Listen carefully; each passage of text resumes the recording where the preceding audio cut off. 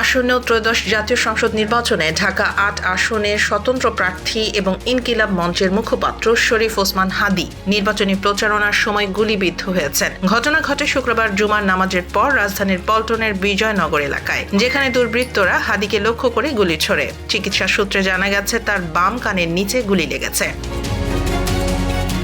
Dhaka medical college হাসপাতালের police ক্যাম্পের in charge Mohammad Faruk জানিয়েছেন, দুপুর 2:30টার পরপরই হাদীকে হাসপাতালে আনা হয়। ডিএমপির মতিঝিল বিভাগের উপকমিশনার মোহাম্মদ হারুনুর রশিদ জানান, তারা ঘটনাস্থল খতিয়ে দেখছে এবং তদন্তের জন্য টিম পাঠানো হয়েছে। জাতীয় নাগরিক পার্টির মুখ্য সমন্বয়ক নাসিরউদ্দিন পাটোয়ারি ঘটনার তীব্র নিন্দা জানিয়েছেন। তিনি বলেছেন, হাদীর মতো আমাদেরও জীবন বিপন্ন, তবে আমরা জীবন দিয়ে লড়াই চালিয়ে যাব।